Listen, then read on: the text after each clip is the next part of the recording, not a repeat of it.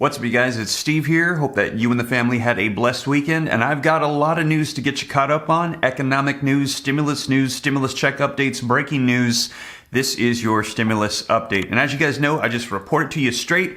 No opinions or agendas, just reporting to you the news, and you cannot make this stuff up, you guys. Take a look at this first one. Stimulus has totally changed as of this morning. Take a look at this headline. China is willing to work with the U.S. on Build Back Better World Initiative. That is right. The two largest global economic powers, the United States and China, are talking about unification to do a Build Back Better world. What is going on? Can you believe that? This is incredible. Now, if you don't think that this is going to be doubling down the pressure on Joe Biden to get done with Build Back Better, I don't know what to tell you, because I'm guessing now this is going to be pushed to the forefront because they're going to want to do this on a global scale. They're going to want to get it done locally in the United States. And we're hearing that progressives and Democrats are saying they want to get this done by March 1st, which is tomorrow. And we haven't heard very much on it. So I'm expecting we're going to be hearing a whole lot more now that Congress is back in session.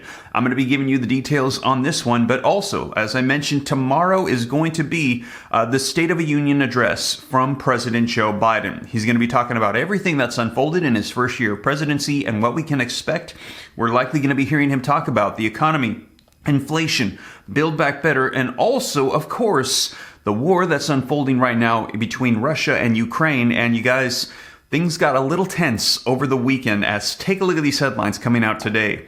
Putin puts nuclear forces on high alert. Nuclear forces escalating tensions. Talks about potential nuclear war that could unfold coming from President Vladimir Putin. Now, why is this all happening? This is in response to what took place yesterday. Let's take a look at this. Russia set for currency crisis as European Union and the United States limit access to SWIFT, freeze CBR assets. And that's right, you guys, pretty much they stopped SWIFT access to those banks in Russia, pretty much isolating those banks. And there was about $650 billion in foreign reserves that were set together by President Vladimir Putin that he no longer really can use to fund the war. And their economy is basically isolated from the world. And overnight, it's been less than 24 hours. It is essentially tanked.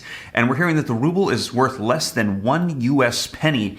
And there's a run on ATMs in Russia, and things are falling apart quick. So as a response, now we're hearing talks about potential nuclear war. So you guys, a lot to get caught up on. Things have changed drastically over the weekend. I'm going to dive right in and get you caught up as to what's unfolding, the breaking news, stimulus updates, what's happening. Seems like pretty much on a global scale. Now, in addition to that, let's talk about locally. I mentioned to you in my previous videos that I'm going to be assembling for you a stimulus check updated list, an active list for you so you know what's available. Because a lot of people are asking for a fourth federal level stimulus check for the entire nation of $2,000 or $1,400. We're waiting to see if Congress is going to pass something like that. It's currently not proposed in Build Back Better. However, while we're waiting for that, there are states, cities, and counties passing their own stimulus checks, and a lot of them are available for just a limited time, and in some cases you have to apply. I want to make sure that my viewing community knows what's available because there's reports coming out that these checks that are being released, that about 90% of the people that are eligible for them don't even know that they exist. So I want to make sure that that is not the case with my viewing community, that you guys know what's happening and you're aware of it, and you can get any additional federal funds coming out on state, county, or city levels, so that way you can get assistance at this time. So keep an eye out for that. Going to be working on that today. But you guys, let's get you caught up on the latest news, and let's go ahead and dive right in. And before we do, if you could do me a quick favor, just takes a second. Don't forget, smash that like button for the YouTube algorithm.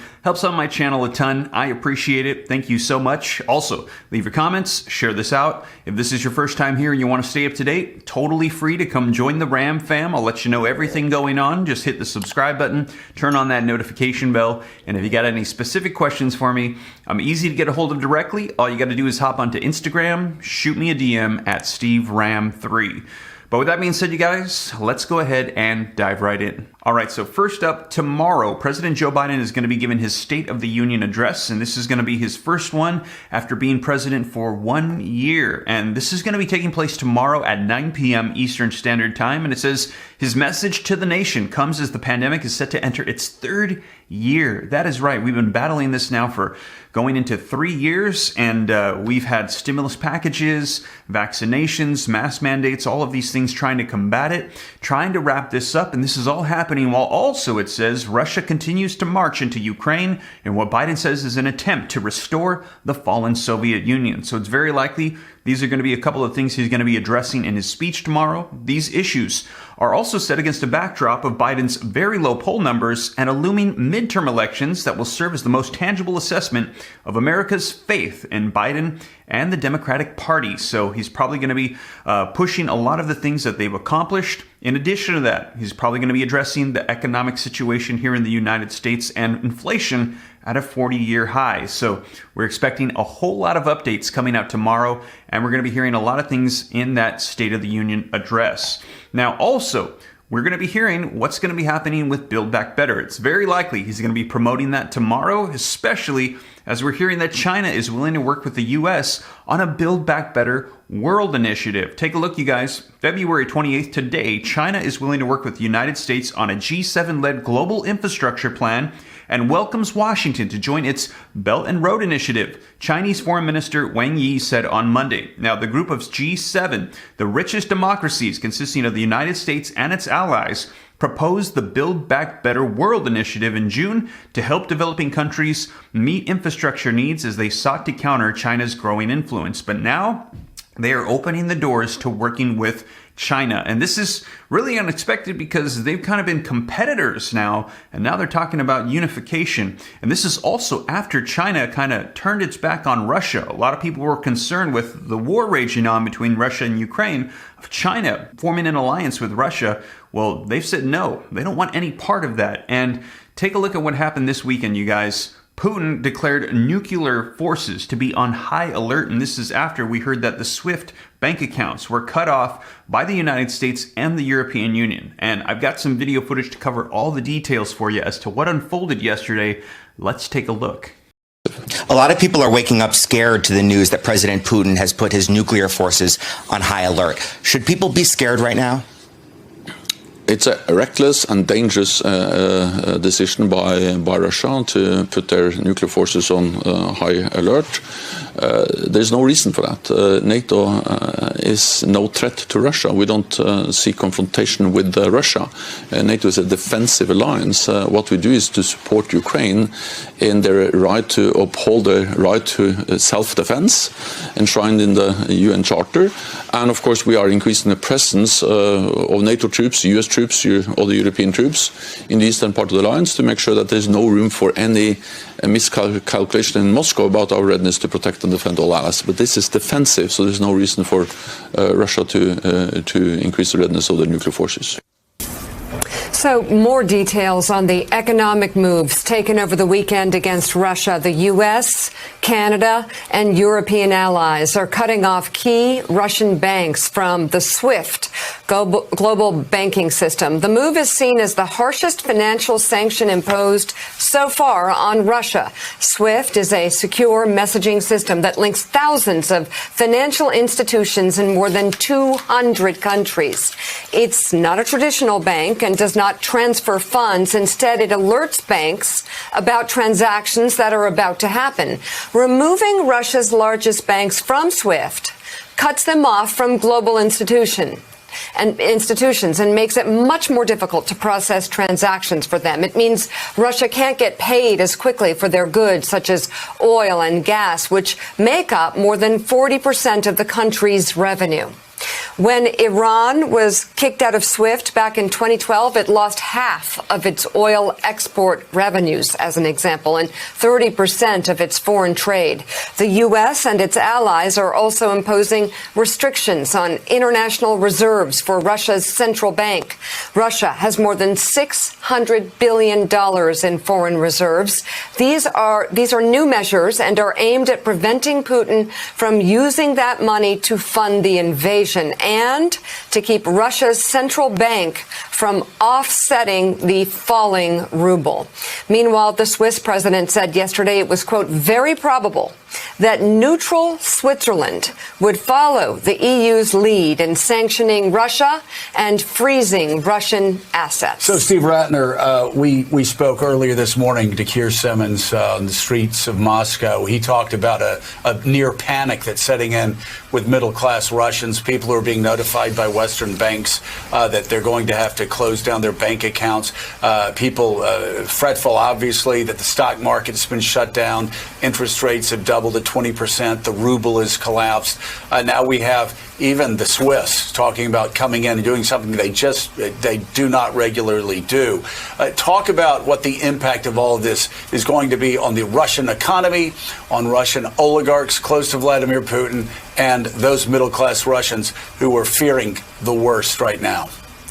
Yes, Joe, this is certainly the most robust package of financial sanctions that I can remember being imposed.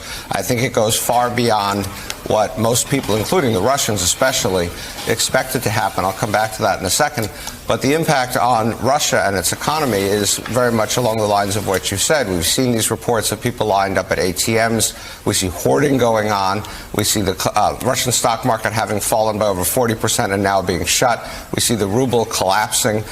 These are all signs of a country that is in great distress.